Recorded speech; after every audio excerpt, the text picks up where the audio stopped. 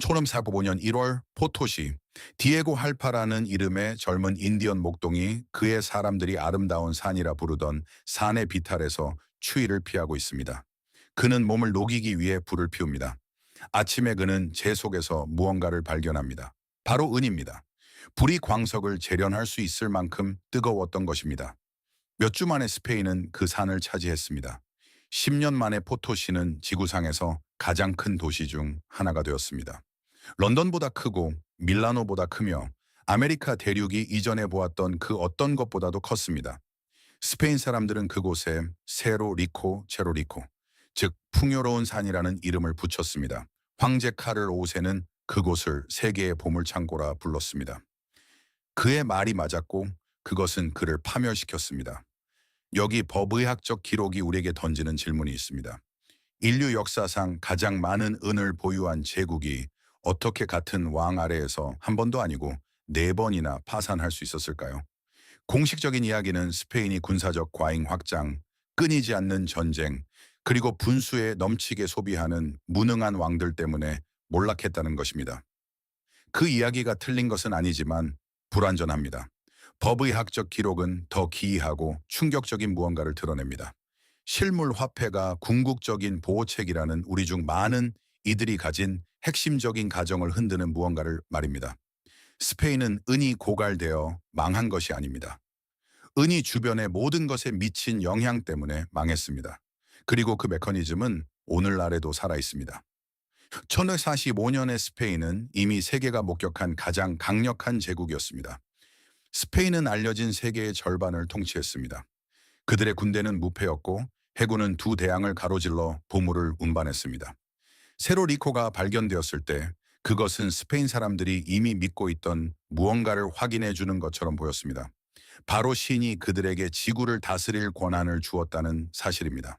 포토시는 현재 볼리비아인 안데스 산맥의 해발 약 15,000피트 높이에 위치해 있습니다. 공기는 희박하고 추위는 가혹합니다.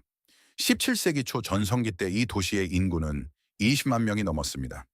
상인, 신부, 매춘부, 노예, 원주민 노동자, 스페인 행정관, 제노바 은행가, 아프리카인 해방 노예들까지 알려진 세계의 모든 언어가 그곳에서 들려왔습니다. 이 산은 16세기 하반기 대부분 동안 전 세계 은 공급량의 60%를 생산했습니다. 천전점 45년에서 1810년 사이 포토시는 인류 역사상 채굴된 모든 은의 거의 10%를 기여했습니다. 그것을 캐낸 노동력은 인간이었고 강제적이었습니다. 잉카의 노동 징집 제도를 식민지에 맞게 변형한 미타미타 제도 아래 원주민 공동체는 정해진 기간 동안 광산에서 일할 남성들을 의무적으로 보내야 했습니다. 작업 조건은 16세기의 고산지대 수은 아말감 공정에서 예상할 수 있는 그대로였습니다. 식민지 기간 동안 이 광산에서 약 800만 명이 사망한 것으로 추정됩니다. 그들이 캐낸 은은 스페인을 엄청나게 역사적으로 비교할 수 없을 정도로 부유하게 만들었음과 동시에 내부로부터 속을 비워버렸습니다. 살라만카 대학에는 학생들에게 나바루스 박사로 알려진 한 신부가 있었습니다. 그는 경제학자가 아닌 신학자였습니다. 당시에는 경제학자라는 단어조차 존재하지 않았습니다. 하지만 세로 리코가 발견된 지 불과 11년 후인 1956년 그는 모든 것을 바꾸어 놓았어야 할 무언가를 발표했습니다. 그는 직접적인 관찰을 통해 프랑스가 스페인보다 돈이 적기 때문에 프랑스의 물가가 스페인보다 낮다고 썼습니다. 그는 서인도 제도가 발견되어 스페인의 금과 은이 넘쳐나기 전에는 노동력과 상품의 가격이 지금보다 훨씬 저렴했다고 썼습니다. 그는 돈이 귀한 곳에서는 가치가 높고 풍부한 곳에서는 가치가 낮다고 썼습니다. 1156년 스페인의 한 대학 신학자가 화폐 수량서를 정립한 것입니다. 돈이 많아지면 물가는 항상 오릅니다. 권력을 가진 자들 중 누구도 귀를 기울이지 않았습니다. 포토시를 세계의 보물창고라 불렀던 카를 5세는 그곳에서 생산된 모든 것을 소비했고 앞으로 생산될 모든 것을 담보로 돈을 빌렸습니다. 그가 죽었을 때 그는 아들 펠리페에게 산더미 같은 은과 산더미 같은 빚을 남겼습니다. 펠리페 2세는 신중왕이라 불렸습니다. 그는 꼼꼼하고 절제되었으며 독실한 유럽 역사상 가장 체계적인 통치자 중 한 명이었습니다. 그는 역사상 최초의 정부 기록 보관소를 만들었고 모든 국가 문서를 잡고 정교한 글씨로 직접 검토했습니다. 그의 재위 기간 동안 4번이나 그는 은행가들의 눈을 똑바로 쳐다보며 돈이 들어오지 않을 것이라고 말했습니다. 재협상도 연기도 아니었습니다. 세계 최대의 은 공급원을 차지하고 앉아있는 지구상에서 가장 강력한 왕이 빚을 갚지 않겠다고 선언한 것입니다. 첫 번째는 재위 1년째인 1257년이었습니다. 네 번째는 1296년이었습니다. 그때쯤 그는 망설임 없이 서명했습니다. 심사숙고도 없었습니다. 그것은 일상이었습니다. 그는 1998년에 사망했습니다. 스페인은 그의 사후 65년 동안 6번 더 파산을 선언했습니다. 1500년에서 1900년 사이에 총 13번이었습니다. 주권 국가로서는 사상 최고 기록입니다. 이 모든 일이 산에서 은이 계속 나오고 있는 동안 벌어졌습니다. 이제 그 메커니즘을 봅시다. 화폐 가치 하락 디베이스먼트를 이해한다면 그것이 내부에서 어떻게 보이는지 알 것입니다. 로마 황제들은 처음에는 천천히, 나중에는 파국적으로 데나리우스의 은 함량을 줄여 나갔고 결국 98%의 은이었던 동전은 은 함량이 1% 미만이 되었습니다. 그들은 화폐 가치를 떨어뜨려 붕괴의 길을 걸었습니다. 스페인은 은의 가치를 떨어뜨리지 않았습니다. 은은 진짜였습니다. 동전은 순수했습니다. 문제는 전혀 다른 데 있었습니다. 그리고 그것은 1526년에 나바루스 박사가 누구도 들을 준비가 되기 전에 설명하려 했던 바로 그 일이었습니다. 그 모든 은이 프랑스나 영국 그리고 나머지 유럽에 도달하기 전 스페인에 먼저 쏟아져 들어왔을 때 스페인의 물가가 먼저 올랐고 스페인의 임금이 먼저 올랐으며 스페인의 상품 가격이 먼저 비싸졌습니다. 시중에 은이 많아졌다는 것은 주변의 모든 물건값이 더 많은 동전을 요구했기 때문에 스페인의 모든 노동자가 자신의 노동에 대해 더 많은 동전을 요구하게 되었음을 의미했습니다. 스페인 직조공이 만든 천은 생산하는 데 더 많은 은이 들었고 따라서 구매하는 데도 더 많은 은이 필요했습니다. 경제 내에 은이 훨씬 적었던 네덜란드 직조공은 훨씬 적은 가격을 매겼습니다. 같은 천, 같은 품질임에도 스페인의 가격이 더 높았습니다. 스페인이 더 잘 만들어서가 아니라 단지 스페인에 돈이 너무 많았기 때문입니다.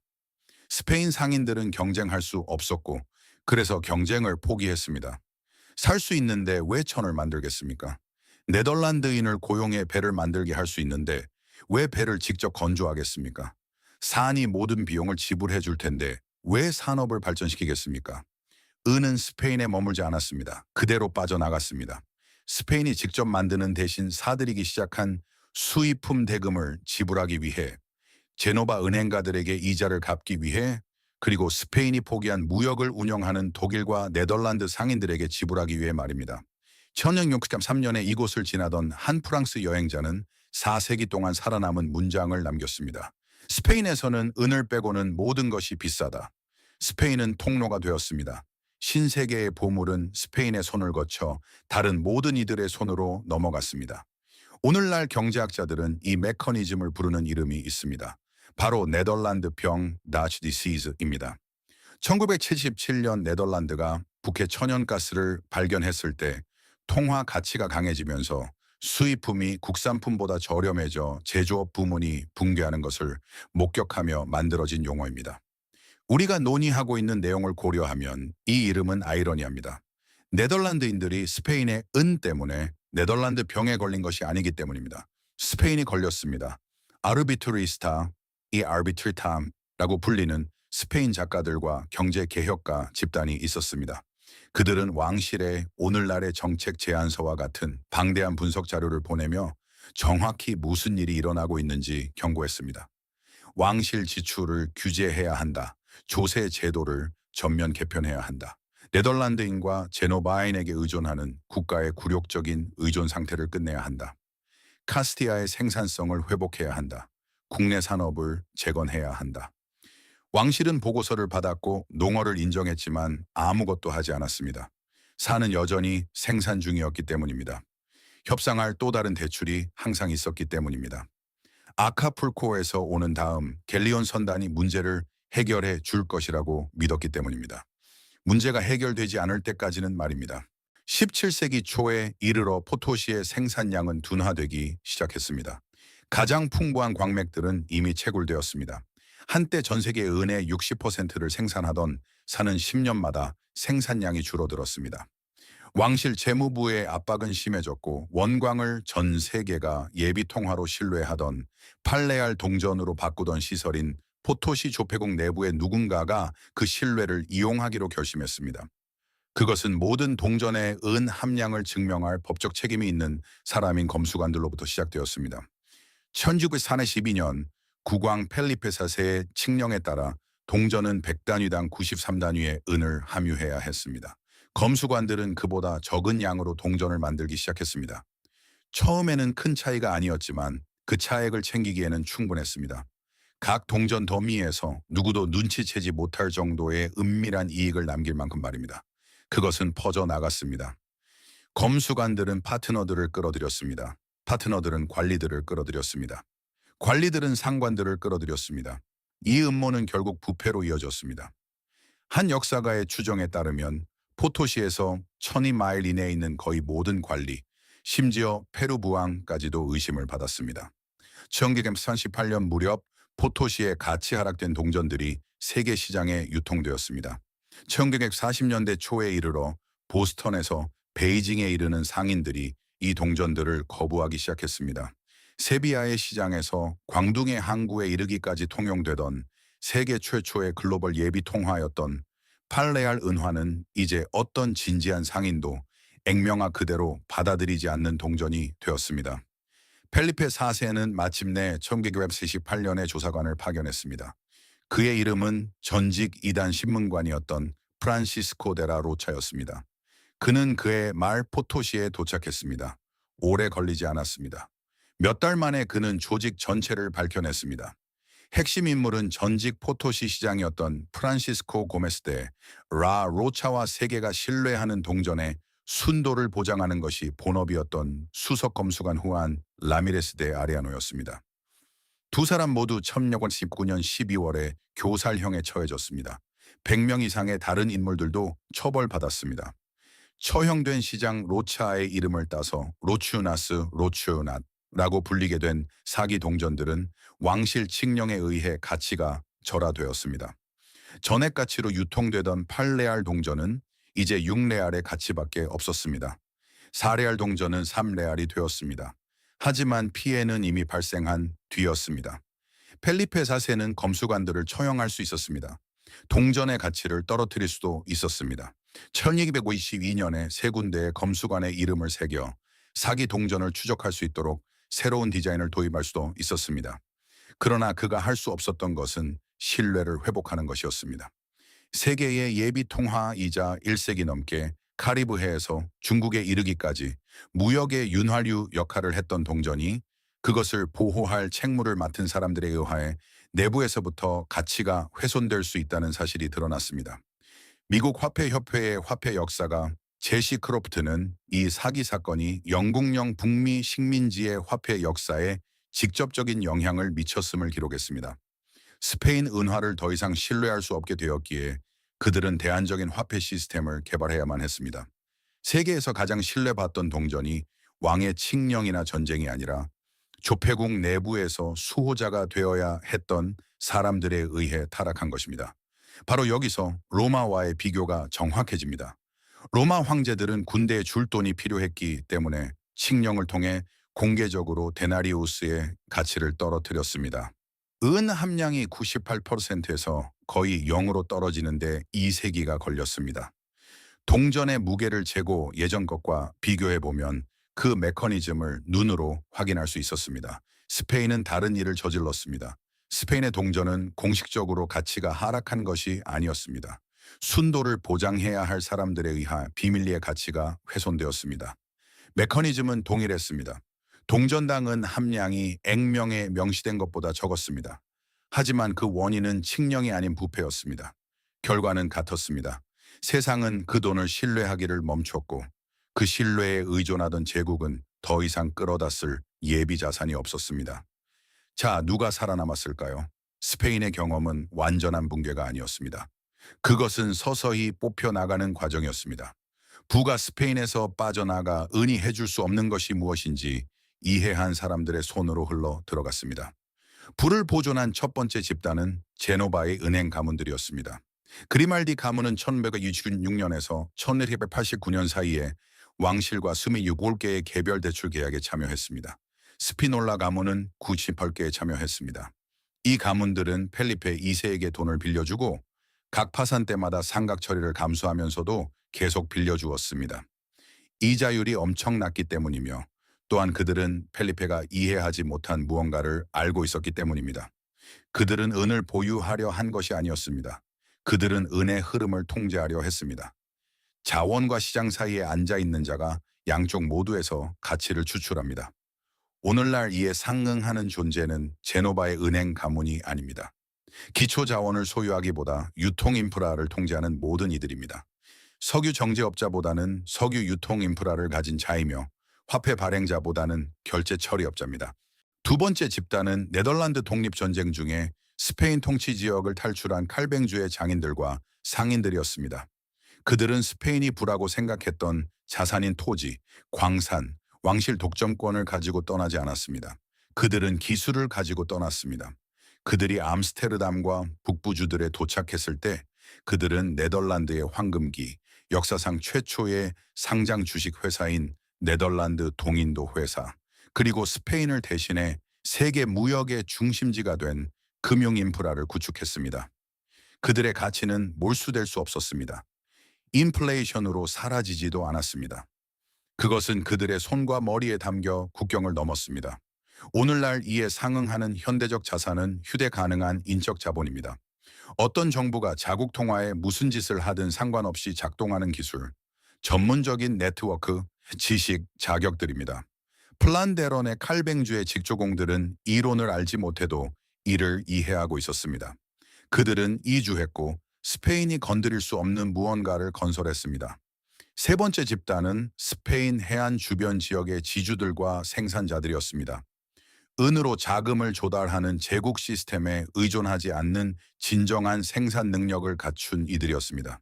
스페인의 쇠퇴기 동안 가장 큰 고통을 겪은 지역은 왕실이 제공하는 것에 전적으로 의존했던 카스티아와 내륙 지역이었습니다. 직접 무역을 할 수 있고 농업과 어업 경제가 작동하던 해안 지역은 적응했습니다. 이것은 로마의 기록이 보여주는 것과 같으며 역사의 모든 화폐 위기가 확인해 주는 교훈입니다. 통화가 어떻게 되든 작동하는 생산 능력을 갖춘 사람은 금융적 약속을 쥐고 있는 사람이 가지지 못한 무언가를 가지고 있습니다. 오늘날 이에 상응하는 것은 수익을 창출하는 자산입니다. 임대 부동산, 소기업, 농지 등 화폐 시스템의 작동과는 별개의 메커니즘을 통해 가치를 창출하는 모든 것입니다. 통화가 잘 작동할 때도 작동하고 그렇지 않을 때도 작동한다면 그것은 통화가 작동할 때만 가치가 있는 것보다 훨씬 더 가치 있는 것입니다.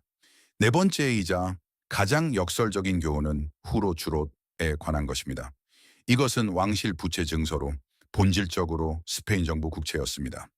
은이 쏟아져 들어오자 스페인의 부유한 엘리트들은 생산적인 기업 대신 후로의 돈을 투자했습니다. 왕실이 수익을 보장해 주었기 때문입니다. 왕이 이자를 주는데 왜 공장을 짓겠습니까? 재무부가 모든 것을 해결해 주는데 왜 무역 네트워크를 개발하겠습니까? 왕실은 13번 파산했습니다. 후로 보유자들은 반복적으로 전 재산을 날렸습니다. 그들은 생산 능력 대신 왕의 약속을 택했습니다. 그 약속은 실패했습니다. 땅과 기술, 무역로는 남았습니다. 오늘날 이에 상응하는 질문은 1980년에 아르비트리스타들이 던졌던 질문과 같습니다. 약속을 뒷받침하는 시스템에 무리가 가기 시작할 때 그 약속의 실제 가치는 얼만가? 정부 국채는 약속입니다. 연금도 마찬가지입니다. 사회보장제도도 마찬가지입니다. 가치가 기관의 지속적인 지불 의지와 능력에 달려있는 모든 금융상품이 그러합니다. 스페인의 후로는 1960년에 세계에서 가장 안전한 투자처였습니다. 그 다음에 무슨 일이 일어났는지에 대한 역사는 기록에 남아 있습니다. 오늘날의 미국은 스페인이 아닙니다. 이 점을 분명히 합시다. 이 비교는 메커니즘에 대한 경고이지 결과에 대한 예측이 아닙니다. 하지만 메커니즘은 동일합니다. 미국은 세계의 예비 통화를 발행합니다. 이는 세계가 무역을 하기 위해 달러가 필요하다는 것을 의미하며, 이는 미국이 즉각적인 결과 없이 무역 적자가 감소할 수 있음을 의미하고, 이는 국내 제조보다 수입하는 것이 더 저렴해짐을 의미합니다. 미국 경제에서 제조업이 차지하는 비중은 1953년 28%에서 오늘날 약 11%로 떨어졌습니다. 중산층을 만들었던 일자리들은 중국으로, 멕시코로, 베트남으로 떠났습니다. 예비 통화가 수입품은 싸게, 국내 생산은 상대적으로 비싸게 만들었기 때문입니다. 스페인의 은은 스페인 상품의 경쟁력을 떨어뜨렸습니다. 달러의 예비 통화 지위는 미국 제조업의 경쟁력을 떨어뜨렸습니다. 메커니즘이 완전히 똑같지는 않지만 운율이 맞습니다.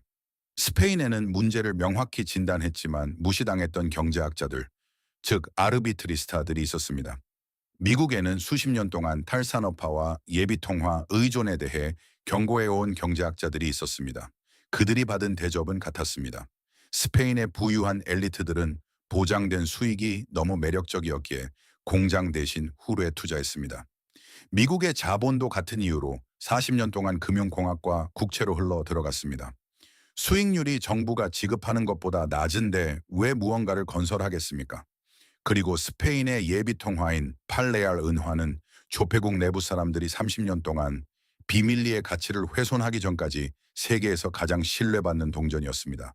곰곰이 생각해 볼 가치가 있는 질문은 이런 일이 일어나고 있느냐가 아닙니다. 세상이 이를 눈치채는 순간 당신은 어떤 위치에 있느냐는 것입니다.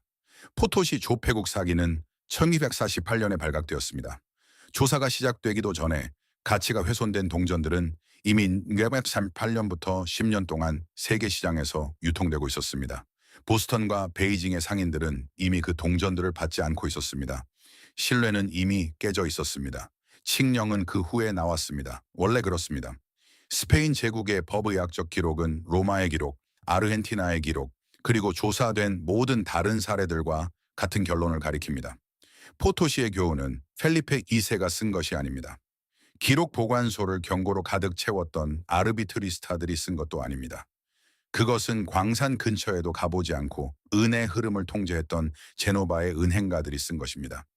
자신의 기술을 가지고 암스테르담으로 넘어가 스페인에 은이 할 수 없었던 것, 즉 생산적인 제국을 건설했던 칼뱅주의 직조공들이 쓴 것입니다. 그리고 그들의 노동으로 자신들을 제외한 모든 이들을 부유하게 만든 보물을 생산했던 800만 명의 사람들이 쓴 것입니다. 그들은 각자의 방식으로 세계에서 가장 부유한 제국이 2세기 동안 배우지 못한 사실을 이해하고 있었습니다. 은은 결코 부 자체가 아니었습니다. 그것은 단지 은으로 무엇을 할 수 있느냐의 문제였습니다. 그리고 그것으로 무엇을 할 수 있느냐는 그것이 필요해지기 전에 당신이 무엇을 구축해 놓았느냐에 전적으로 달려 있었습니다. 만약 이 법의학적 분석이 오늘날 우리 세계를 형성하는 경제적 힘을 바라보는 당신의 시각을 바꾸어 놓았다면 채널을 구독하고 좋아요를 눌러주세요. 우리는 사람들이 묻어버리려 했던 역사를 파헤치고 있습니다. 당신의 미래를 위해 씨앗을 심으십시오. 지식의 다음 보물창고가 곧 열릴 것입니다.